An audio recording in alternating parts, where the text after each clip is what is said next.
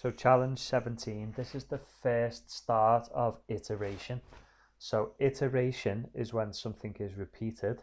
So it is a loop. Now you could do this algorithm where it literally you just type in print 1, print 2, print 3, print 4, but it's not particularly efficient, because if you just do that over and over again and just keep doing it, you are going to have lots and lots of lines of code.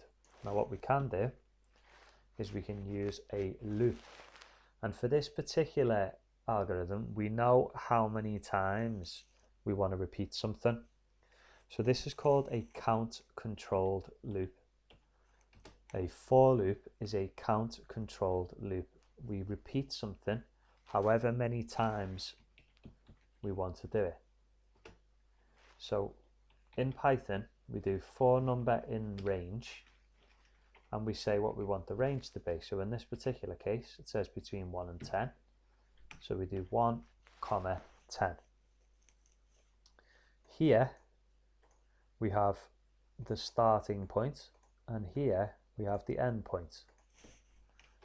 Underneath we say what we want the program to do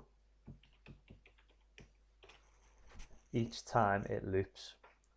So basically the first time it produces some code, number is 1. Then it will repeat the code again, and this time number is 2. Then it'll repeat again, number is 3, number is 4, 5, 6, 7, 8, 9, until it gets to this top number. So it automatically increases this value by 1 each time.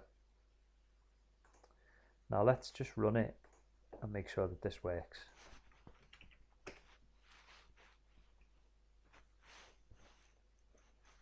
Okay, so 1, 2, 3, 4, 5, 6, 7, 8, 9. You'll notice that the number 10 is missing. So what we're going to have to do is increase this to 1. So now we've got 1 as the start point, and it wants us to go all the way to 11. So what it's going to do is do it 10 times essentially. Another way that you can do this is if you just remove the start and the end point and just say 10. Now the problem with this is a lot of computer programming languages start their loops from 0 as the count. So if we test this, yeah, as you can see, it starts from 0.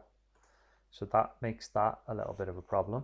So that's why we have to do a step count, and we have to say that we want it to start from 1 and go all the way up to 11. Now that's going to print 1, 2, 3, 4, 5, 6, 7, 8, 9, 10. Okay, that is challenge 17. This is a for loop.